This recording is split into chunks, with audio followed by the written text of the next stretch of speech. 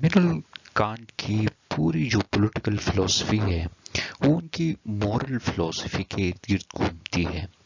Moral philosophy उन्होंने moral freedom के हवाले से दिया था।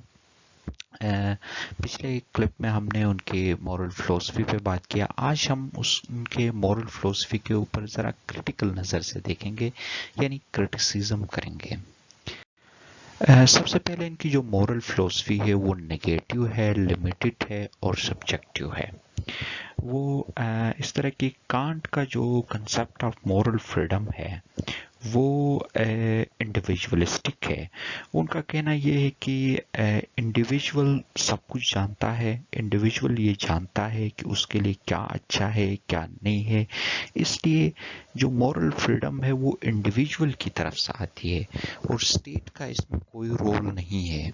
कहना है कि जो भी मॉरल फ्रीडम मिलेगी वो इंडिविजुअल के इंटेलेक्चुअल रीजनिंग के बेस पे मिलेगी, उसके इनर सेल्फ से मिलेगी, तो उसमें स्टेट का या कोई सोसाइटी का रोल नहीं मानता है। इसी वजह से इनकी जो थ्योरी है ये इंडिविजुअलिस्टिक भी है, क्योंकि कांट कभी भी इस बात पे रेडी नहीं थे कि इंडिविजुअल स्टेट के खातिर अपने कोई भी फ्रीडम सेक्रीफाइस करे। और उनका जो कंसेप्ट ऑफ फ्रीडम है उसमें कंसेप्ट ऑफ फ्री विल, जो इंडिविजुअल का कंसेप्ट ऑफ फ्री विल है, उसको टॉप मोस्ट प्रायोरिटी देते हैं। और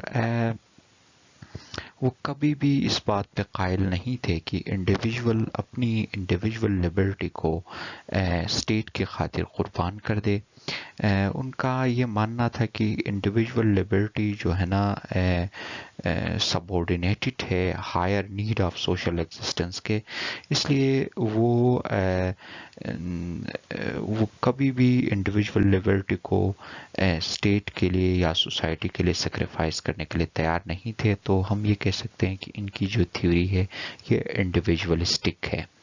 और वेकम कहता है कि कांट अपनी थ्योरी को एक्सप्लेन करने में नाकाम हो गए। उसकी वजह वो ये बताते हैं कि कांट दो मुख्तलिफ आइडियोलॉजीज के, एक इंडिविजुअलिज्म और एक आइडियलिज्म, दो डिफरेंट आइडियोलॉजीज के इर्द गिर्द घूमता रहा है।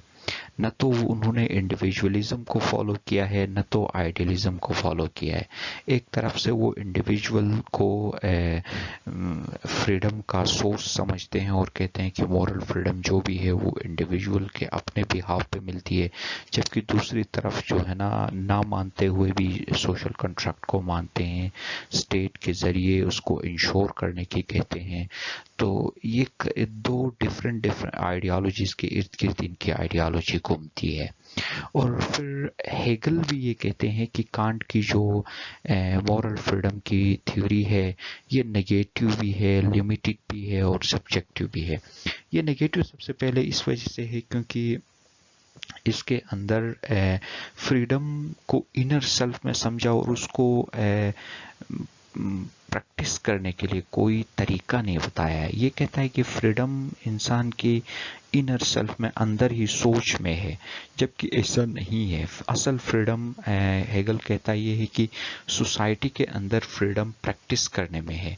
इनर कॉन्शियस में फ्रीडम फील करना जस्ट फ्रीडम नहीं है।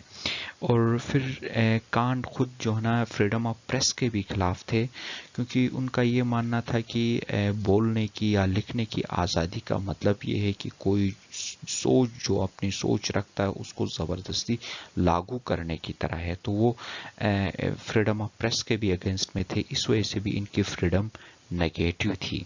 फिर ये लिमिटेड थी, जैसे कि पहले भी बताया कि ये कांट जो है ना फ्रीडम को इनर कॉन्शियस तक महदूद रखते थे और सोसाइटी के अंदर प्रैक्टिस करके फ्रीडम को प्रैक्टिस करने के को नहीं मानते थे। जबकि असल फ्रीडम तब पता चलता है, या असल फ्रीडम वो है जो एक इंसान सोसाइटी के अंदर या सोशल इंस्टीट्यूशंस के अंदर प्रैक्टिस करने में फ्री हो। तो इस वजह से इनकी कंसेप्ट ऑफ फ्रीडम लिमिटेड भी है। और फिर उसके अलावा ये सब्जेक्टिव भी है, क्योंकि जस्ट इनर कॉन्शियस पे तक महदूद होती है, तो ये सब्जेक्टिव भी है। تو مین یا کسی شخص کی اصل فریڈم فیل کرنا یا محسوس کرنا ہم تب کہہ سکتے ہیں جب وہ سوشل ایکٹیویٹیز میں فری ہو، جبکہ کانٹ کہتا تھا کہ جسٹ انر کانشیس میں فری ہونا مورل فریڈم ہے۔ Thank you for joining, take care, good bye.